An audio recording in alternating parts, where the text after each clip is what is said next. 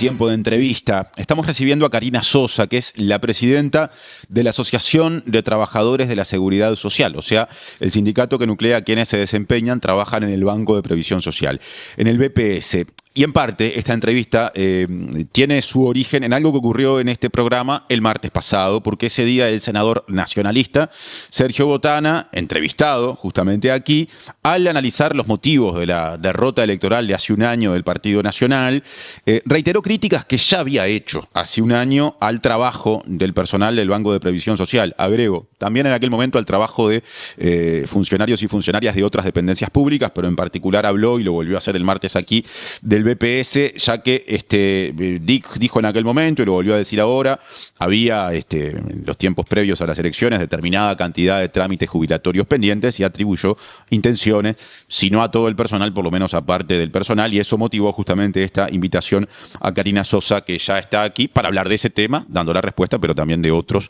más de fondo vinculados a la seguridad social y a la cuestión previsional. Karina, bienvenida, buen día.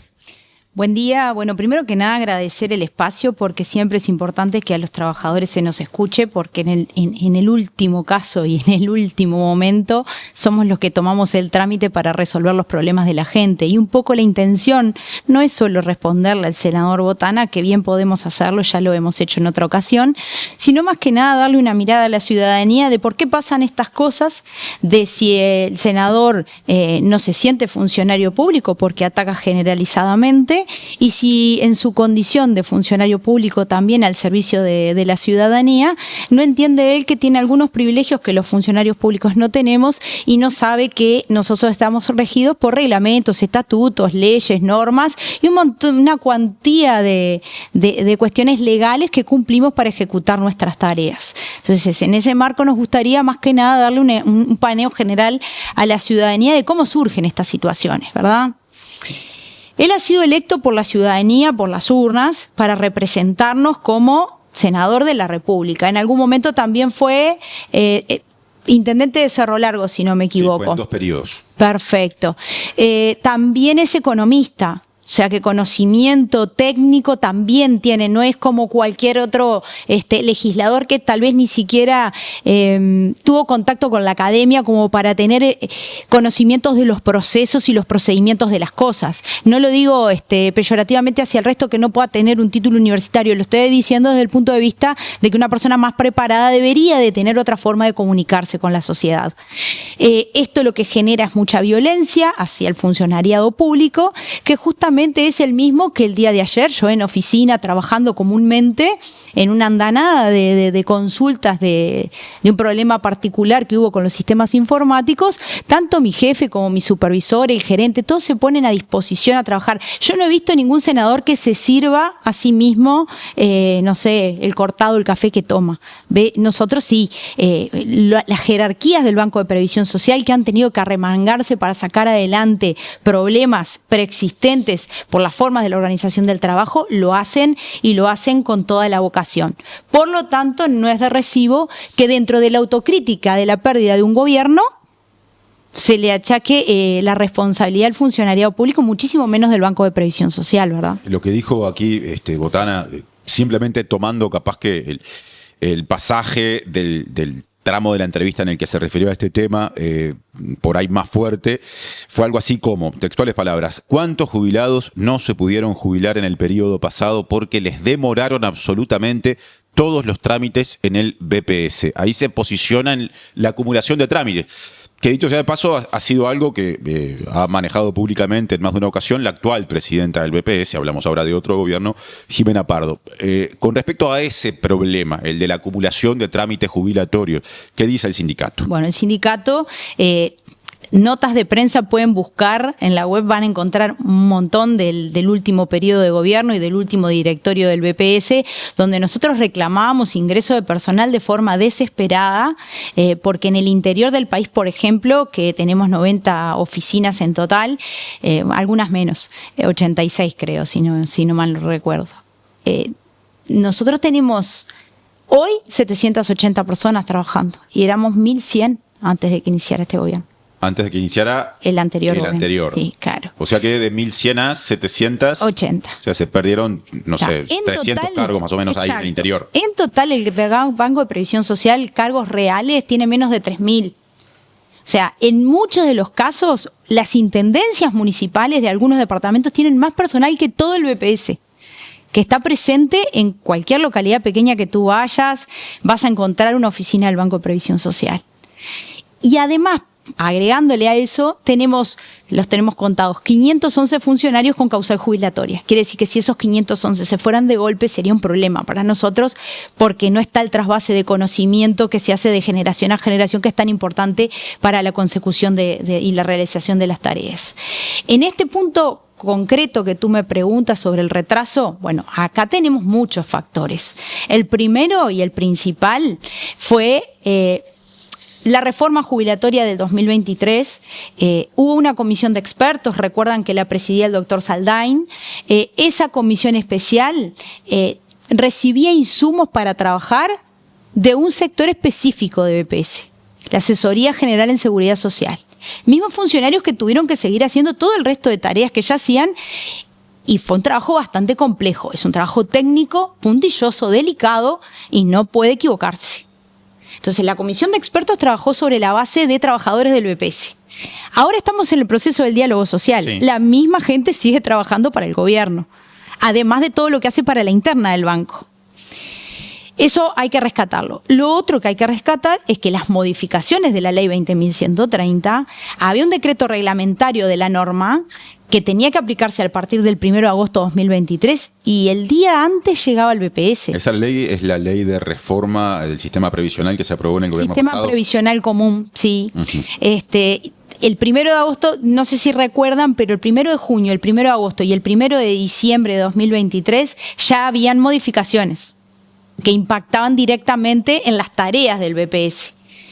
¿Cómo hace un funcionario, verdad, que está trabajando de una manera, capaz es que hace 20, 30 años que trabaja de la misma manera, para aplicar un decreto reglamentario que le llega el día anterior a la fecha de su aplicación? ¿Cómo lo hace? ¿Con qué herramientas? ¿Con qué tiempo? ¿Con qué capacidad de entendimiento? Eso ha llevado a muchísimo estrés laboral, a algunos errores, si se quiere también, que habrá que ver qué resulta dentro de unos años cuando hagamos ese análisis, y sobre todo lo que preocupa, porque el directorio anterior lo que decía era que no había atraso, pero abrió bocas de atención por todas partes, por la web, por el 1997, por el Consúltenos, por el Contáctenos. Había muchos medios. Es como si ahora a ti te pusieran 7 teléfonos para atender y tuvieras un solo funcionario para los 7. No te alcanza humanamente la capacidad de atención de la persona que tenés para responder a la demanda. Entonces, si por cada boca de ingreso se hacía un expediente, después tú no tenías la cantidad de personal para trabajarlo. Y eso fue lo que motivó. Yo recuerdo que denunciaba en aquel momento 10.000 expedientes de atraso. Cuando llegó la nueva administración se comprobó que eran 58.000. O sea, si estaría lejos de la realidad, porque tampoco nos decían la verdad a nosotros. ¿Y esos expedientes están directamente vinculados con la tramitación de jubilaciones y pensiones o no necesariamente? Hay de todo, pero la gran mayoría, te diría que en un 95% tienen que ver con jubilaciones y pensiones, porque es muchísimo el cambio de criterios que hubo. Es más, hay un punto de inflexión que hay que siempre traerlo. Yo creo que la historicidad hace también al resultado que obtenemos en el presente. Esas 25 tarjetitas de pronto despacho que se les daban a los directores políticos del Banco de Previsión Social en los años 90, eran tu director de BPS, yo había trabajado en negro, como se le dice comúnmente o vulgarmente, y venía y te decía a ti, mira, yo trabajé, nadie me aportó, necesito jubilarme porque no tengo de qué vivir. Bueno, el director agarraba, te daba la tarjetita, tú te presentabas en el mostrador y tenían 25 por mes para sacar. Eso se acabó cuando aparecieron los directores sociales, cuando se empezó a aplicar la Constitución en su más amplio espectro, ¿verdad? Yo creo que declaraciones como la de Botana envilecen la política. Y respetar la Constitución realza el nivel de creimiento que puede tener la población en sus sistemas, ya sean políticos o sociales. Entonces, si nosotros venimos de los años 90 de otorgar jubilaciones sin mediar ninguna prueba y porque tenías un político amigo que te da una tarjetita, y además lo dice alguien que tuvo problemas con la JUTEP, que no presentaba tampoco sus declaraciones y no cumple con las normas, no puede acusar a otros si no tiene pruebas además de que utilizaron políticamente herramientas de trabajo cuando nosotros solo cumplimos órdenes. Porque tú bien lo decías también, en un momento acusó a la DGI, a Mides, aduanas, si no mal no recuerdo, pero pruebas no tiene de nada. Entonces, porque es senador de la República y tiene la oportunidad de estar frente a un micrófono, ¿puede hacer lo que quiera? Nosotros creemos que no, y estamos acá para desmentir sus dichos. Los trabajadores y las trabajadoras del BPS cumplimos órdenes, hacemos procedimientos, nos ajustamos a derecho y estamos regidos también por los controles, y esto puede ameritar sumarios administrativos y posteriores destituciones. Si sabe quién lo hizo, que lo diga, presente pruebas, y el sindicato no va a defender ese tipo de cosas. En definitiva, Karina, ustedes al momento de explicar la acumulación de expedientes, la mayoría vinculados a trámites jubilatorios, entienden que hubo una serie de hechos, el no, digamos, llenado de vacantes, cambios vinculados a la última reforma previsional y algunos más que incidieron en esa acumulación. Quiero venir al presente ahora, porque la actual presidenta del Banco de Previsión Social, gobierno Frente Amplista, Jimena Pardo, en más de una ocasión durante este año ha presentado números que dan cuenta de una reducción justamente de esa cifra de expedientes acumulados. Por ejemplo, informó recientemente que el BPS logró reducir 60% el atraso en expedientes jubilatorios al 31 de octubre, sin contar los nuevos ingresos. La cifra que había sido de 58.000, dijo Pardo, pasó a ser de 23.000, o sea que se redujo un 50% la cifra de expedientes pendientes, para ser más exacto, cuyo atraso se encontraba entre 6 meses y un año, y disminuyó en un 20% la lista de trámites cuyo retraso era mayor a un año de antigüedad. Y después agregan, hay otras cuentas, pues no quiero entreverar con números con respecto a cómo está la cifra, teniendo en cuenta que todos los meses hay cerca de 9.000 solicitudes nuevas, lo que hace que sea un proceso muy dinámico, ¿no? y muy complejo de retratar. ¿Qué opinión tienen, para empezar con este punto que habla del presente, de cómo la actual administración está manejando este problema? Entendemos que hace los cambios necesarios, entendemos que Pardo como economista también tiene muy buena formación en la gestión de este tipo de situaciones, pero sí también tenemos que recalcar algo que nos parece sumamente importante. Nuestros compañeros están al borde del colapso. De veras, no hay recambio para aquel que se toma licencia, aquel que se enferma, aquel que es madre, aquella que es madre. O sea, entonces la carga del trabajo es tan impresionante en el BPS que estamos todos muy alterados y no sabemos cuánto tiempo más se va a poder soportar esta situación. Por lo tanto, también ella está trabajando por medio de la bipartita política con nosotros, sindicato, para impulsar un nuevo llamado a funcionarios y ver cómo podemos ir resolviendo de cubrir esos lugares en donde se ve más dañada la atención al público, ¿verdad? Decías hoy que hay más o menos, si me equivoco en algún número me corregís, unas 3.000 personas trabajando en el BPS a nivel nacional. Sí. Pero que ya hay cerca de 500 con posibilidad de jubilarse dentro de no demasiado tiempo. Sí. ¿Qué da la proyección de cantidad de personal al final de este periodo si se terminan concretando un número de jubilaciones razonable? Y claro, el problema es que pueden jubilarse como no, porque lo que nosotros tenemos con certeza es que tienen la causal. Algunas se van a jubilar, no sabemos cuántas. No sabemos cuántas, pero hay una cosa que no es menor, que tiene que ver con el presente y el reciente pasado de la administración que deja el Banco de Previsión Social. Son dos cosas. Una es el cambio de la forma de trabajo, o sea, la organización del trabajo, que fue pésima, porque en el interior, Botana también lo dijo, hay que descentralizar. Lejos de descentralizar, yo le pediría que se comunique con sus pares del partido, que eran todos del Partido Nacional, excepto una colorada y una de Cabildo Abierto, los directores políticos del BPS, y que les preguntara ¿por qué dieron esas directrices? ¿Por qué diseccionaron de esa manera el trabajo? ¿Por qué ingresaron tanto expedientes si sabían que no iban a tener con qué responder? A ellos es a quien debe hacerle la pregunta, ¿verdad? Porque la organización del trabajo tiene mucho que ver con muchas cosas y sobre todo con la salud en el trabajo, que es justamente lo que nos está haciendo falta y es parte del estrés. Y puntualizando la proyección a futuro, nosotros tenemos que tratar de que porque ¿qué pasa? Somos menos de 3.000, pero tenemos 500, 600 que son pasantes y becarios. Y esos pasantes y becarios son gente joven que, como introdujeron tanta inteligencia artificial y nuevas formas tecnológicas de manejo de las cuestiones, ellos andan bien en esa parte. Entonces en eso nos asesoran hasta a nosotros, que hace muchos más años que estamos, pero se van. Porque están un año con opción a 2 en algunos casos, pero después tú perdiste el tiempo de enseñarles a personas que van a transitar un año máximo 2 en el organismo. ¿Y el planteo cuál es? ¿Que las vacantes se cubran con esos recursos humanos, digamos? El planteo no es ese, el planteo es que las vacantes se cubran, pero que la Oficina de Planeamiento y Presupuesto, que ha sido de castigarnos permanentemente en términos económicos, porque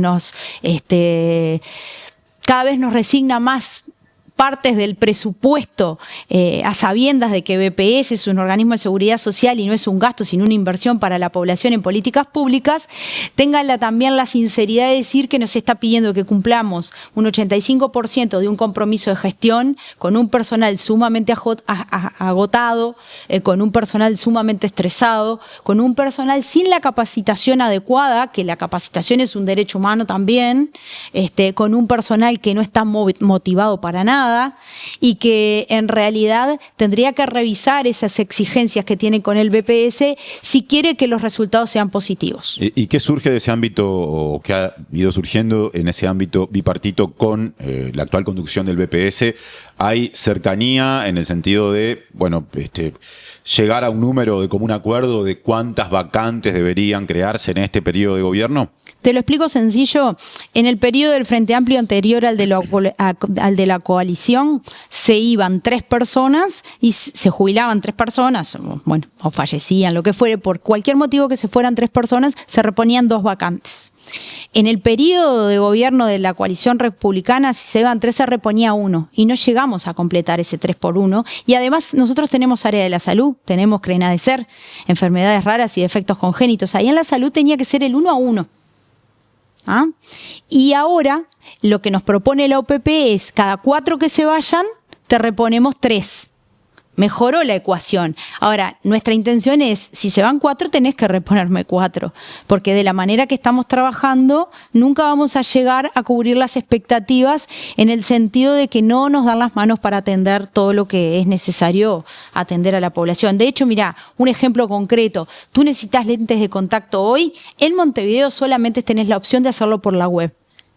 O sea, si no rayaste el timbre, si la receta está vencida, si no está claro el diagnóstico clínico, te lo rechazan y te lo rechazan y te lo rechazan y te lo rechazan. Y cuando lo volvés a presentar bien con todo, la receta ya venció. Entonces tenés que volver al oftalmólogo y hacer todo de vuelta. En el interior no. En el interior tú vas a las oficinas y nosotros lo hacemos, lo pasamos sí a un back, pero sí lo hacemos, sí tomamos la documentación, sí la chequeamos en el momento. Entonces nos aseguramos que esa persona venga una vez a hacer la solicitud y no intente 1000 veces por la web.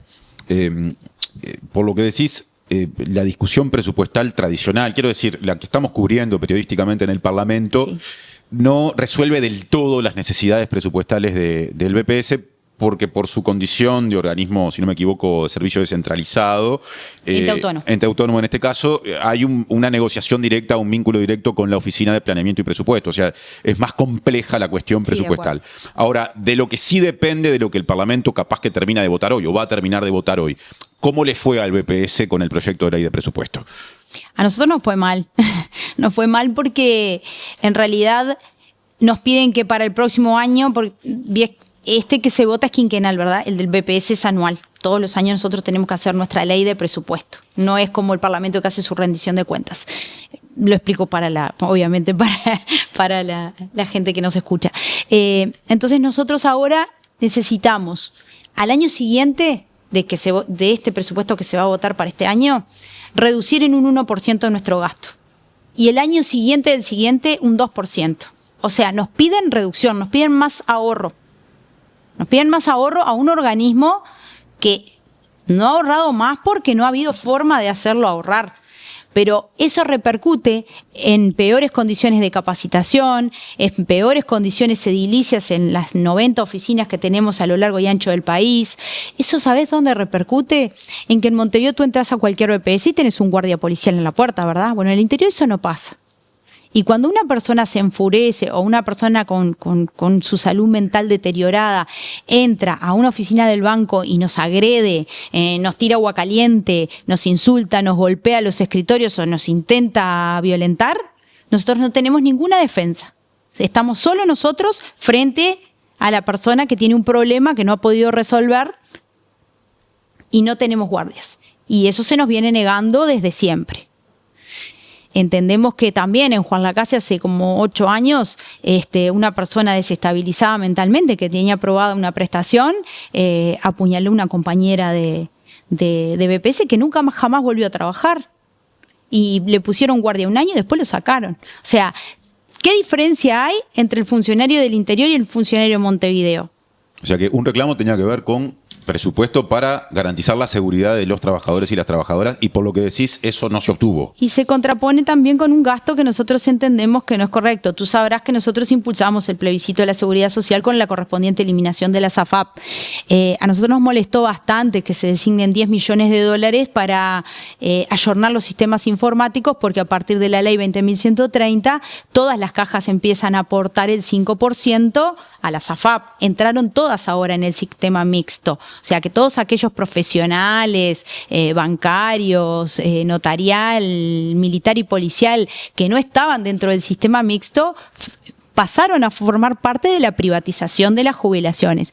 Y eso, ese ayornamiento informático, lo paga el Banco de Previsión Social. ¿El monto cuál es? Dijiste recién. Más de 10 millones de dólares. Ajá, en 2 años. Es una cifra sí, bueno, altísima, ¿no? Y es altísima si nosotros vemos que para todas las localidades del interior se necesitan 80 millones de pesos anuales, te da justito la cuenta para el quinquenio, esa inversión en tecnología para las AFAP y en favor de las AFAP, es lo mismo que necesitaríamos para la seguridad en las oficinas del interior. Incluso haciendo la comparación con algunos montos que se han manejado en la discusión presupuestal, son 10 millones de dólares ese costo. Bueno, el Senado hizo reasignaciones de fondos hace bien poco por 8 millones de dólares, ¿no? Ahí hubo dineros que fueron para la Universidad de la República, para la UTEC, para la Fiscalía General de la Nación. Ese monto que vos manejás supera lo que, a nivel de la discusión presupuestal, el Senado tuvo como margen de maniobra para recolocar recursos. O sea que es bastante, ¿verdad? Sí, claramente. Un elemento más que quiero poner arriba de la mesa. Sé que cuando comparecieron a la Comisión de Presupuestos integrada con Hacienda del Senado a fines de octubre, mencionaron al CRENADESER, ¿no? Que es el Centro de Referencia Nacional de Defectos Congénitos y Enfermedades Raras, que depende del BPS, que vos lo mencionaste más temprano. Y me pregunto con qué éxito o no ese reclamo que hicieron puntualmente para ese servicio. Bueno, el CRENADESER es el lugar que todos quisiéramos que exista si tuviéramos un hijo, una hija, un sobrino con un problema como los que se atienden ahí realmente, porque es un lugar excepcional en el sentido real de cómo se atiende al paciente, cómo se lo conoce y cómo se lo atiende. ¿Es el sanatorio Canzani, puede ser? ¿Así se lo conocía históricamente? Uno es la unidad de internación y el otro es el de día. Tiene un vínculo entonces. Sí, claro, tenemos los dos. El problema acá es que no ha habido gobierno que políticamente quiera realmente potenciar esas áreas. Y yo creo que esto es una cuestión que debería de mimetizarse en una conversación muy seria con el Ministerio de Salud Pública. Porque nosotros estamos de acuerdo con el Sistema Nacional Integrado de Salud, sabemos que tuvo sus 3 etapas y muy bien. Lo que sí no estamos de acuerdo en que no haya tenido una 4ª etapa y se hayan estudiado que las cápitas que se le pasan a las mutualistas privadas, a las IAMC, no redunden en mejores servicios para la gente. Y lo que se pretende hacer desde BPS con el CRENADESER es que pacientes que tienen derecho a atenderse allí se atiendan en su mutualista para cosas que no tengan que ver con su enfermedad por la que son atendidos allí. Nosotros entendemos a la persona como un ser único. No diseccionado en una enfermedad o en otra. Porque quien tiene piel de cristal, que es una de las más comunes, labio leporino, un montón, ya tiene determinadas condiciones de cómo tratar a ese paciente. Y en el CRENADESER saben cómo hacerlo. Jamás se van a equivocar en darle una medicación que podría ser perjudicial para otra patología o generarle otra patología. Porque hay un acumulado histórico de que ese paciente se atiende ahí y en la mutualista te puede tocar un médico recién recibido, como lo estamos viendo sobre todo en el interior del país, que no tenga esa expertise. Y no es culpa del profesional. Es una cuestión que descentralizar en ese sentido para nosotros no es positivo y no le va a dar mejor calidad de vida a pacientes con semejantes problemas que son de recibo y son muy costosos además. Además, hay una cosa que la gente no sabe. El CRENADECER es un lugar que no discrimina categoría social. Hay pacientes del CRENADECER que tienen muchísimo dinero, que son personas pudientes, que aún pudiendo pagar otro lugar, asisten allí porque la atención es de mayor calidad. Karina, sobre el cierre de la entrevista quiero saber cómo la Asociación de Trabajadores de la Seguridad Social evalúa la marcha del proceso de diálogo social, que es una de las grandes apuestas políticas del actual gobierno, que está iniciando su segunda fase luego de una primera en la que se recopilaron insumos a lo largo o a través de la realización de conversatorios, seminarios, audiencias, de la recepción de propuestas provenientes de la ciudadanía. Ahora se inicia justamente una segunda fase a partir de un cronograma de trabajo interno para el estudio de los insumos que se recabaron en esa primera etapa. Dentro de la, digamos, estructura de funcionamiento del diálogo hay una comisión ejecutiva en la que el movimiento sindical tiene representación con 2 personas que ejercen como representantes titulares. Una es Natalie Barbé, que es vicepresidenta del sindicato que vos presidís, de manera que hay un vínculo directo. Y me pregunto cómo evalúan estos primeros 5 meses de discusión en ese ámbito. Bueno, nosotros hicimos un plebiscito porque no nos conformaba un diálogo social, porque las promesas de campaña son eso y después pueden cumplirse o no, ¿verdad? En ese sentido, como pasaron 5 meses y nosotros hemos visto cómo se ha movido el diálogo social, no ha llegado a todos los rincones del país, como se decía, no hay algo concreto sobre la mesa. La papeleta, nosotros como integrantes, por medio de Natalie, lo que seguimos reivindicando son los 60 años de la edad de retiro, el salario mínimo nacional para las jubilaciones más bajas y la eliminación de las AFAP. En el programa Frente Amplio hay como una tendencia a quitarle las comisiones a las AFAP, que no es la eliminación por sí misma. Nosotros insistimos que eso es privatización y son peores prestaciones a futuro. Entonces, el análisis que hacemos es, ¿están haciendo lo mismo que la comisión de expertos? El camino es muy parecido, muy similar. No es el diálogo social de 2008 que le dio derecho a más de 100.000 mujeres con hijos que por cada hijo que tuvo se le computara un año de trabajo, yendo hacia adelante, ganancia en el campo de los derechos laborales, de los derechos humanos. No es ese diálogo social.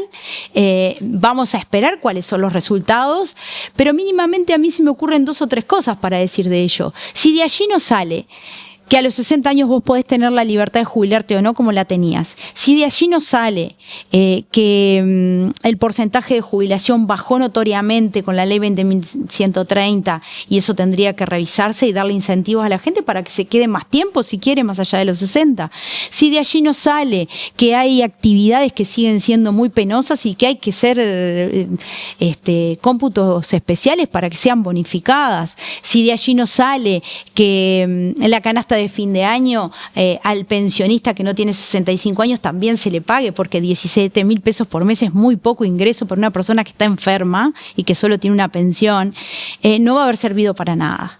En realidad podemos avanzar en algo, pero no en el todo, y nosotros siempre apostamos a la mayor ganancia, digamos, para la sociedad en su conjunto, porque somos un sindicato que hemos defendido y defenderemos a ultranza un derecho humano como la seguridad social, y ni que hablar que vamos a estar siempre del lado del más desfavorecido, que son acá los que más perjudicados se han visto, porque yendo de nuevo a la pata de los políticos, como el senador al que estamos contestando, su salario es muy superior a 280.000 pesos.